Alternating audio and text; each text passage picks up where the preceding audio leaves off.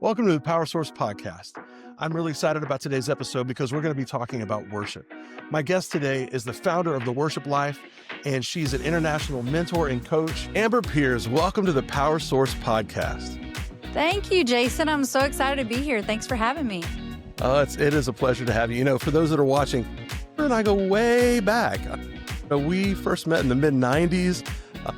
What a lot of you may not know about me is that I actually lead worship every weekend to this day at two different churches, not just one, but two different churches every weekend. And but I used to do worship with Amber 94, 95. I mean, it was a while back. Good memory. That's right. And I wanted to ask you, how did you, when I met you, you were already playing, you were already singing. Have you been doing music pretty much since you were a kid? How did that all start? Pretty much 5 years old was the very first solo I ever had in church, and I played Mary. And, you know, why they had a 5-year-old playing Mary, it was kind of interesting holding a baby. But I just remember that is interesting. That was my very first time, though, to be in front of people and singing. And my mom was a voice teacher, so I grew up with music all the time. I mean, I listened to musicals. I would hear her students singing and practicing, and I would peek in and like kind of eavesdrop on her lessons. And so I grew up in a musical family, and my mom was she was an opera singer actually, and a vocal major. And so I definitely wanted to follow in her footsteps. I fell in love with music and took piano lessons like most kids do, and hated it. But I'm so glad now that I took piano, and it's served me well all these years being in ministry, being a worship leader. And I encourage other worship leaders, like, you need to learn basic theory and you need to learn an instrument, preferably piano first. And you will be so glad that you did. Absolutely. To this day, I have people ask me all the time that very same question. And I say the same thing because, you know, when you learn piano, you learn rhythm, you learn chord structure. There's so much that comes into it. So, I mean, but it's not always the cool thing. Everybody wants to play guitar. They want to play drums. But I'm so thrilled that I started with piano as well, because then when I went to those other instruments, it was easier. But it's funny because you just reminded me, you know, you and I were it was always interesting because you were so precise and you had the theory down, and I was the guy over here going, hey, this sounds cool. Let's do this. But I love that because I think you need both. Yeah. Sometimes I can, put myself in a box, and I'm such a rule follower, but Right. I love to surround myself with people like you and people who, they're creative and they're a little more free in their expression. And it's fun sometimes to get outside of those confines. Like, it's great to have that foundation.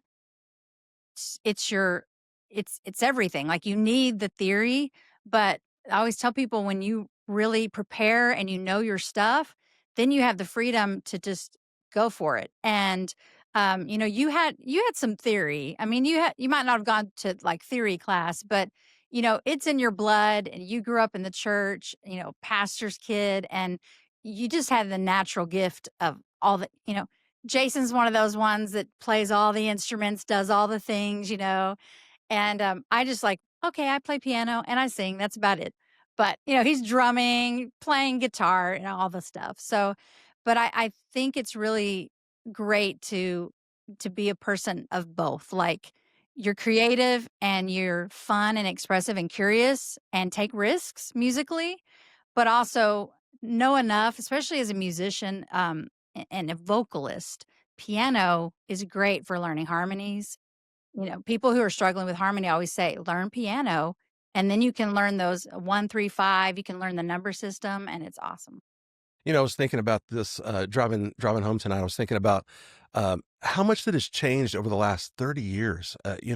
When you and I first met, and we were on the front end of what I've really considered to be a worship renaissance. I mean, we've seen so much change from 95 to 2025 in just the worship. I hate to use the word industry because that sounds so sterile, but I mean, we've seen a lot, and I remember in the old days when it was, the Brooklyn Tabernacle stuff, or the choir stuff from, Christ Church or whatever. I remember like that kind of the high choir feel. And then for me, the turning point really was the Brownsville revival. in Pensacola, Yes. Florida in '95. I remember Dad calling me into his room one night. He had just come back from the revival, and I wasn't really interested in all in being a worship leader. I'd always been in the band and playing whatever, but I just never thought I would be a leader. And he played, this video of Lyndall Cooley at Pensacola, and that was back when Lyndall still had the longer hair, and he was still a Yeah. little rough around the edges, and I remember looking at it, and number 1, I felt the anointing coming on the video. I mean, you could feel that it was something different, but I loved that it was like, there was a guitar, and there was bass, and there were drums, and it was kind of an R&B kind of a thing, Yeah. and I looked at him and I said, "Well, Dad, if you want that, I think I can do that," you know? And, everything changed because, again, right around that same time, you had Brownsville that came out. You had, the first Hillsong record that, like, blew up and really started changing things, that very first Shout to the Lord album, Yes. and think about that. I mean, we've come a long way since Yeah. then. I don't know if you've seen this yet, but I did a YouTube video where I did a reaction to the docuseries on the Brownsville revival. So I have some friends from 90s worship, and they did a docuseries on the revival, and when I found that out, I was like, "Hey, how can I be a part?" Like, I would love to watch this back and hear kind of some things Lyndall had to say and share about what it was like being the worship leader during that time. And I went back and watched the video and then kinda reacted to it and was able to kinda share, off of some of the things he said, and kinda share some principles. Man, it brought back some memories because it was about 96, 97 is when I went to the Brownsville revival for the first time, waited in line like everybody else, Sure. and it was life-changing, and also remembering Shout to the Lord and Darlene Check being a female in worship. I didn't have a mentor, so, like, she was kind of my mentor from, VHS, watching VHS videos of her leading at Hillsong and watching how she led the room. Like, the '90s have such great memories, like, that is you had Daryl Evans, Oh, yeah. you remember we did all Ancient of Days. Well, what's funny about Daryl is, when he first blew up, he actually ended up buying his first tour bus was the old, Christian Temple bus that we had all those years. Oh, Like, when oh when my goodness. he came and we actually sold him his first tour bus, which was wild. I'll tell you what was interesting. I was new to leading worship, and it's probably, I guess it would have been the mid-90s somewhere, and his songs were really popular, and I remember, he was actually dating someone that we knew, or they might have actually been married at that time. And I remember one Sunday morning, I'm up on the stage and we're practicing one of his songs, and I look in the back of it was before service, and I look in the back of the room, and he walks in the door, and I was Yeah. like, "Oh man, this is nuts. This is kind of Yeah. crazy." It's such a weird, but he was Yeah. such a great guy. I mean, he came up afterwards and we talked for a bit, and he was so cool. That was such a great season, though. I mean, Yeah. and what I love about it is, there was there was a push for excellence, like, you knew that these players could play, you knew that they knew their craft, but I would watch as Linda would, like, he was, like, calling out numbers sometimes during the song because I mean, they were moving with the Spirit, and if we went this way, he decided to go that way. They weren't locked to necessarily a list or things, of that nature. They were really wanting to be locked in with what God wanted to do in that moment, which I found so fascinating, and which is kind of what brings me to what I wanna talk to you about next is in church, again, over these 30 years, we've seen it kind of go around the mountain in a lot of ways because I think a lot of times what's happened, and tell me what you think, you know, some people confuse the idea of excellence with performance, right? And that was always a struggle for me, I know, because I never wanted to just get up and do something and it just be like, "Hey, pass out the popcorn. This is we're just gonna do the thing." Like, I always wanted there to be a spontaneity about it. And so for you, how did you find that balance between making sure that you're excellent at what you do, that your team is ready, but you're still leaving room for God to divinely interrupt the service? Yeah. I think a lot of it too also just has to do with cultivating that relationship with the Lord and staying close to Him because perfection comes out of insecurity. Like that whole performance mentality comes from a deep seated insecurity, but excellence comes from your identity. Like, when you know who you are as a son and a daughter, you want to do things with excellence because that's what God deserves. Like, that's what your heavenly Father deserves. And so it's this relationship with, like, God, I want to give you my best. This is all for you. So it's a heart posture of that. And so I think when I stopped worrying about what people thought, and I I still sometimes, I still have to get aligned, with the Lord sometimes. It's we're human, and so there's times when I have to battle with insecurity or people pleasing and worrying too much about what people think, and we're people pleased with our worship, and it does not matter if they were pleased with our worship. We had that audience of one, we've heard that a lot, but it's true because if we make it about us and about performing, like that's what the enemy wants. He wants us to focus on us, turn the attention to us, and it makes worship about me and about what I did wrong. And oh, I messed up. And man, I tell you, like this has been a challenge for me. I can mess up a lyric, I could sing a wrong note, and I'm beating myself up for days. And that's an identity issue. So I have to get back to like, hey, this is about being a child of God and saying, Lord, as your child, you are a good God and a good father, your Abba Father, and you deserve my best offering. You deserve excellence. And so that is kind of what I teach teams is if you've had this mentality of excellence being perfection, you've got to change your mindset because perfection comes from performance Yeah. and excellence comes from love. It's more relationship based, not works based. That's so good, Amber. That is so good. And it's very true. I mean, I think a lot of times we inadvertently kind of get into this comparison game, if you will. Like we see what other churches are doing and we want to be as good as what the other churches are doing. And it's not that we're trying to be fake or phony, but you see what everybody does and you go, "Oh, I want that," or "I want that it to be that way." And it's funny how circumstances always have a way of helping correct you. God can correct us gently. This Yeah. past Sunday, I had one of those moments. I always try to tell the team, "Hey, listen, we're gonna do our very best in practice, but once we get into the service, like it's all about him. I mean, it's 100% about him."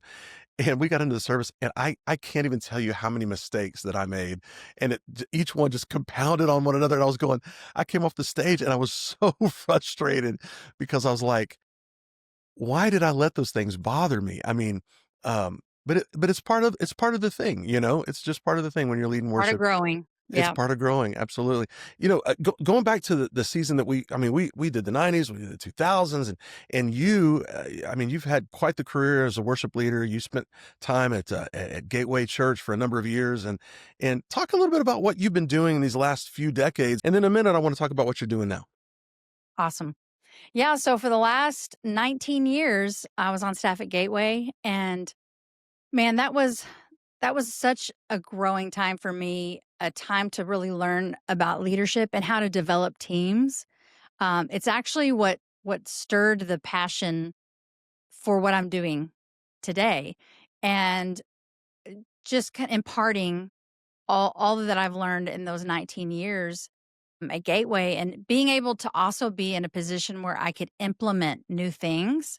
So I was at one of our North Dallas campuses that was really growing. I mean, it's in Frisco, so one of the fastest growing Yeah. cities in the United States. So this campus was taken off, and I got to help distinguish what does our onboarding process look like? What does coaching look like? How are we going to develop musicians and team members? How are we going to build healthy culture? And being able to do that from point A, to all the way to Z, like someone being interested in the team to walking them through the journey of evaluating, onboarding, giving them feedback, pastoring them, walking them through to be a team member that right there is crucial because there's so many churches that don't have that and they need that and they want that and there's got to be intentionality behind it. So I learned that at Gateway and just had an incredible opportunity and so many amazing assignments. I got to lead worship for Women of Faith while I was at Gateway. I got to do an album, an EP, I remember. through I remember. through through Gateway, and Yeah. do songwriting, and it stretched me a lot. And I had some wilderness and valley experiences while there. This is where I learned a lot about my identity, because when you're at a place like Gateway, where, there's so many talented, gifted people, and it's on a, worldwide platform, there can be a lot of striving in that. There can be a lot of orphan spirit of like, see me, I want to be a part, notice me, I want to belong. And, I fell into that, and I spent many years disappointed and frustrated. And then when the Lord got at my identity, and we really honed in on like, wait a minute, like, I just want to be in the center of God's will. And if that's working in accounting at Gateway, if that's being a ministry coordinator, or if that's being a worship pastor, which I've been all three of those at Gateway, Lord, I'm going to do whatever you've called me to do. I'm going to do it well. I'm going to do it with excellence, and I'm going to learn and grow from it. So I loved my years at Gateway, and they're always going to be family to me. It's where I had tremendous growth. Yeah. I remember, when we reconnected, we had there'd been, several years where we didn't really see each other much, but it was when you, released that, the CD project, the album that you were talking about. I remember we Yeah. came out to the release concert that you guys did, and we Yes. connected Thank again, you. and it was so awesome. I mean, because I was like, "I know her, and she's amazing." Thank you. It was really great. It was fun. And it was an awesome album. I mean, I know you put a lot of work into it, and, it was a cool season, but you're right. I mean, we all go through a lot of times people look at someone that's in ministry, and I think there is this those that are not, maybe that are out in the pews, so to speak, I think a lot of times they envision it being a certain way, and they don't realize, uh how difficult sometimes it can be to be in a leading position of ministry in general, not just worship, but especially on in a worship team or a worship leader, but any kind of a ministry environment, there's always struggles. It's not a rose garden at all. Yeah. I've said for years, my dad's been a pastor for my whole life, Yeah. and I've often said that, being a pastor is probably one of the most thankless jobs out there because people don't realize what they have to go through and the sacrifices that they make. So Absolutely. you went through some times there. I remember, Yes. but God brought you through, and since we talked the last time, you've gotten remarried. Yes, I have. So Tell me about your husband. such an incredible restoration story. God is a redeeming God, and I was single for 17 years. After going through a divorce, and when you're in ministry, that is tough. Especially that many years ago. It just it was really a hard season. Also dealing with my daughter's diagnosis at the time, and you know it was a hard season. I felt very alone in ministry. I was a worship pastor at the time. This was before Gateway. I was at my home church, actually, where I grew up, and I was the worship pastor there. And that was a really tough season, but I just leaned into the Lord, and I said, God, I'm going to put the work in. I'm going to take ownership of where I need to grow and where I need to be healed of some things from my past, and I'm going to walk in obedience, and I'm going to walk in forgiveness where I need to forgive. Those three things: obedience, ownership, and forgiveness. I walked in those three things, and I had a covering. So when I went to Gateway, I went through counseling, covering, and fast forward 19 years, I'm just doing the Father's business. I'm just doing my thing. I'm not even, I'm not looking for a relationship. And I'm at a coffee shop in downtown McKinney, and that's where I'm giving voice lessons every Friday. And there's this guy there, and he's there every single Friday. And I'm like, I keep seeing him. I keep seeing him. Don't think anything about it. But then the owner of the coffee shop, who we both know, introduces us. We become friends. And then fast forward, during COVID, we start getting to know each other, and everything shuts down. And we're like, okay, well, hey, this is a good time to build a friendship. And in the middle of quarantine, we fell in love and went on a date after everything opened up. We went on a date, and he proposed the next year at the coffee shop where we met. And then we got married in November 2021. So we just celebrated our 4-year anniversary, and his name's David. And he is my biggest supporter, my biggest fan. He is my armor bearer. Like literally, he goes on every trip with me. He's not a musician, but he has a heart of a worshiper, That's awesome. and he loves the Lord, and he loves me, and he loves Taylor, my daughter. Which that right there is, huge. Oh, yeah. Yeah. That's awesome. I'm so happy for you, honestly. Thank you. I've watched from afar and through social, and it's so great. It's so great to see how God restores things in our life. Absolutely. Which brings me to what you're doing now. When we started talking a few weeks ago again, I started checking out all the stuff you've been doing on YouTube.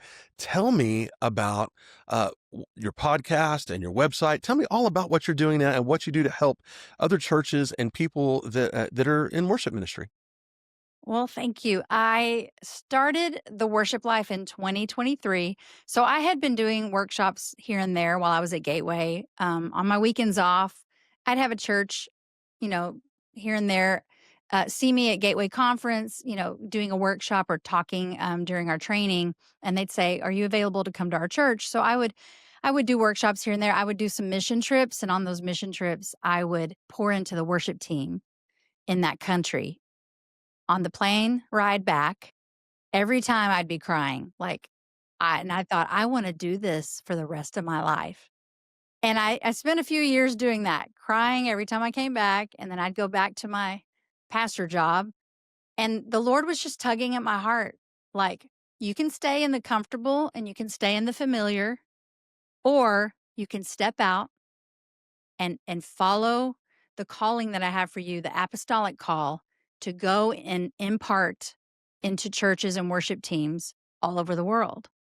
And it was a scary ask because I'm like, "Well, how's that going to work?" And the Lord's like, "You don't need to know how. Just say yes. I just need your yes." And so he said Let, that let me while I let was me just in. let me just jump in for a second. I don't think people realize that is a huge thing when you have a job you're doing and you're on a track, and when God comes and goes, "Hey, I have something else for you." I went through Yes, that recently myself, so I know exactly what you're talking about. Uh, exactly. I remember arguing with God on a ride home one day, going, "Really, you're serious?" Like, and that's kind of how I he and I talk. It's always in my Yeah. truck, and it always seems to be going down the freeway. But but I know exactly what you're talking about. When we have those moments where God is saying, "No, no, no, I just need you to trust me in this." Uh, it sounds like it's a real easy decision, but it's not always the easiest thing to do Yeah. because in the natural, it doesn't make sense. Right, and you know what? It never fails. It's usually when things are going great, you know? It's like sometimes when we're in a season that's challenging and hard, most people wanna bail, right? It's like, "Oh, I Yeah, feel like transition's coming," and when it's yeah, always this, "I don't know, is that me, or is it just because 'cause I'm going through a hard season?" But when everything's going great, no one's thinking about leaving. So, I am at, like, the top of I am a worship pastor at a great church that is thriving, and like our team on our campus is thriving. I'm learning, I'm growing, things are going well, and I have a salary, I have health sure. care. Benefits, Boom. absolutely. All the things, right? And I'm comfortable. I go into my nice little office, everything's just familiar, familiar. And so many people miss what God has assigned for them because they're comfortable staying in the familiar. And the Lord's like, "I'm calling you out of do you trust me to come out of the familiar and let me give you favor like you've never seen." And boy did he, because the Man, minute I gave my notice and I quit, and I was like, "Okay, well, it's done. Now there's no turning back." I launched the worship life in February 2023, and immediately got an invite to Switzerland, which only the Lord knows that is my favorite country. It's a country that's been on my heart my entire life because I grew up taking German in high school. So I always wanted to go to Switzerland and sing in German. And the Lord literally orchestrated me to meet a pastor that was a worship leader as well, and he invited me to come speak at their worship academy in Zurich. And and then it was just like boom, boom. We got an invite to Cuba. We went to Germany. And it was like the floodgates just opened. But I just had to be obedient and step out. And sometimes it's scary when you're in the familiar, but then I can't be concerned like, well, what happens if I leave? I had to be concerned, what happens to the people on the other side of my obedience? What happens to them if I don't do what I'm called to do? And so that's why I stepped out, and that's why I keep going even when it feels like, oh, I have seasons where it's maybe slower, and I'm, like, trying to do videos for YouTube, and I'm like, "Does anybody care? Is anybody Yeah, watching? yeah. Does it even matter what I'm doing?" And then I have to remember, who is this for? Who did God call me to? And, they say sometimes, like, you need an avatar, you need a person that you're who is your message for? And so I have an imaginary person named Becky, and Becky is that worship leader that's in maybe a small to mid-sized church, and she's by herself, got thrown into leading worship, didn't go to school for it, doesn't know what she's doing, doesn't have any support in her community or city, and she's looking for someone to mentor her and to pour into her. And so I remember, do it for Becky. Do it for Becky. That is so good, Amber, because the reality is, most churches are like 75 people or less. I mean, in America, most of the churches in America are not large churches. And again, we get into this mindset. We see what's happening at Elevation or at Bethel or these places that are hopping, and we love their music and we love what they're doing, but we're trying to replicate that with like a guy that, strums sometimes the right strum pattern, maybe not, and a A kid that drummer just who doesn't play with a click. yeah, exact all the things, right? Yeah. And you're trying to find that happy medium. I love what you're doing with your website. I love especially the videos.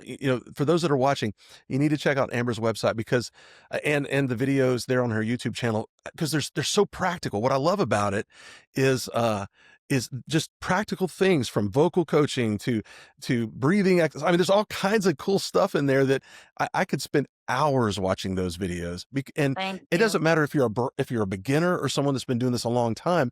There are some really great nuggets in the middle of all that. So I think it's great what you're doing. Thank you. That's something I haven't really been consistent in, and I feel like the Lord's saying that I need to put myself out there a little more. I'm not used to being on camera talking, I'm used to singing, but I feel like the Lord has really just spoken this over me through several people, and it's been confirmed of I'm not just a vocalist, like the Lord's given me a message to speak even in churches, and the Lord has provided assignments for me to be able to actually speak on Sundays. And I was like, I'm always with a microphone singing, but this is something the Lord's put on my heart of really helping leaders become healthy from the inside out. So I can teach them vocal technique, I can teach them harmony, I can teach them all these other things about worship leading. But if they're not healthy from the inside out, it doesn't matter. Like, they're not gonna be sustained in ministry, and so that's why I have one-on-one mentorship that I do because, again, I didn't have a mentor growing up. Again, I was watching Darlene Check on VHS, which was great, but I didn't have someone sitting with me and unpacking things and working through challenges. And so I have a mentorship where I work one on one with worship leaders, worship pastors, especially those that need some kind of support. They need help with onboarding processes and systems because I'm all about that as well. But also the spiritual aspect. I'm helping them be healthy leaders. So we're looking at, do we have some unhealed wounds, things that I actually went through, identity issues, comparison, rejection, things that are gonna leak into their leadership if they don't deal with it. And so I that's why the one-on-one mentoring is really important to me. And then also I do in-person workshops. So I go to the church, I pour into the team, I teach on everything from vocal technique, mixed voice, to healthy culture and feedback, how to receive and give feedback. And then I usually will stay over and lead worship as a guest with the team. And Nice. then I have a free online worship community that I just started in school.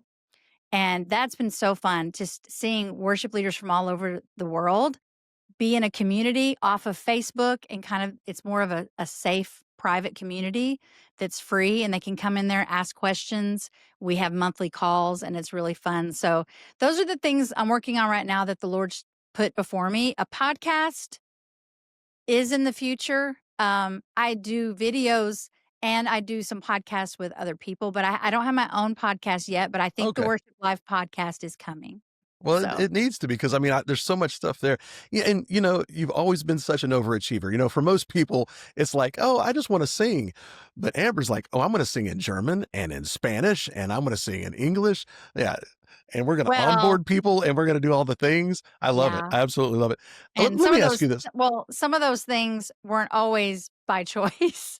You Right, know as well as I do, sometimes when you're in ministry, it's like, "Oh, hey, by the way, we're doing this trip and you need to learn Spanish in 2 weeks." right. And, that's Other pretty much how it duties happens. as assigned. That's how it is on Exactly, all the job descriptions. exactly. I want to ask you this before we wrap up. In all of the years that you have been doing worship, because I mean, again, we've both been doing this for a long time. You've seen a lot of things. God's blessed you richly. What would you say are some of maybe the top three recurring problems that you see with worship teams, or worship leaders in general, that you have to work through? What would you say are some of the ones that you just see over and over again?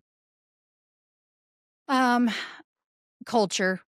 Um, a lot of times they think they don't have any culture, but they do have a culture of some kind. And I tell the worship pastor or worship leader, it's whatever culture you've tolerated. So a lot of the problems that teams are having, you can go into the weeds of their culture and you can find it right there. There's no structure, there's no clear expectations for the team. So team members don't know what's expected of them. They don't have resources. They're not resourced, so they're not growing. They're not getting feedback. And a lot of this stems again from the identity and the health of the leader. So healthy leaders will build healthy teams, and unhealthy leaders, well, there's going to be unhealth on the team. So what I find all the time are people like, oh, I'm having trouble giving feedback. I don't give feedback. Well, I was that worship leader. I never Okay. gave feedback. Well, the reason I didn't was because of an internal issue with me. It was me afraid of people being mad at me and things like that. So Yeah. this is why the health of the leader is such a big deal to me, and why it's one of the main issues I see is not we all have things, and there some leaders are doing the best that they can. They just don't Sure. even know that they have blind spots. Yeah. So that's one thing, is the leader may be unhealthy, and so because of that, they have some unhealthy culture. And a lot of it is just skill level too. Like team members not committing to growing, either because they don't have the resources. So they're not being resourced. They don't know where to go to grow in their Right. skill.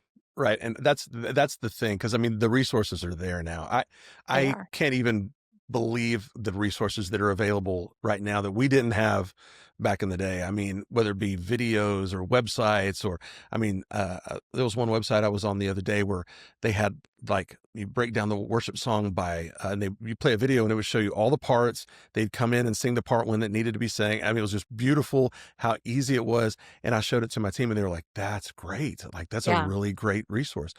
So there's really no excuse at this point to not be raising the game, because there's so much stuff out there, even like the stuff that you have. I mean, it's right there, it's free, and people just need to like and subscribe, and let it help them do a better job at what they do. Yeah, and come into the community, because the community that I have is a great place to bounce ideas off of. A lot of people are struggling with building the team. Like maybe they're in a small town and they've had evaluations and nobody's showing up. So you have to be creative. I tell them, like you said exactly, you can't be comparing yourself to Elevation and the larger church down the street. Like, what is God doing in your congregation, and how do you steward the people He's given you well? And pray them in as well. Pray in those people, but don't be afraid to think outside of the box. Maybe you don't have a drummer, so you do an acoustic set. Like, the Lord can still move in those times. And so in the community, we'll just say, "Hey, I only have an acoustic this weekend. What should I do?" And then we all just bounce ideas off of each other and help each other. And I love it. So, because people should never do ministry alone, and they shouldn't isolate themselves. So I say, come on in to the community. And that's also where I'm going to be offering some courses, like deep dives. If people want to go in deeper and do like a vocal course or a cohort, I'll have those available in the future. So tell the audience where they can see all this. Tell us how they can follow you, your social handles, all the things, so that they can follow Amber. Yes. So YouTube, please subscribe. I'm going to be doing a lot more videos and a podcast. I'm saying that prophetically. I'm speaking You that heard it now. here. You heard it here, Holding people, right myself here. accountable. Yes. And so it's Amber Peairs, Peairs. Just think the vegetable P and then the Internal Revenue Service, Peairs. Are you can trying to find drive me there. people away? I mean, IRS, really? You're dropping an IRS? I know. That's the best way to know how to spell it.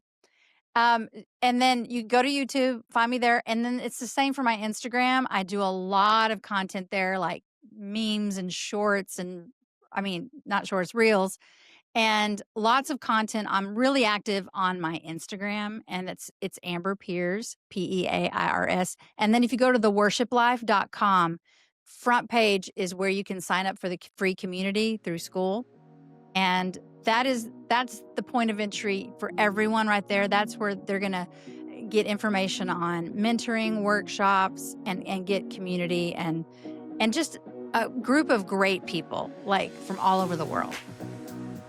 Amber, it's so great to have you on. We need to do this again sometime and even get into the weeds, some real practical stuff. I'd love to have you back on sometime. Thank you for being on the Power Source podcast today. Thank you for having me. It's been a great time being with you today.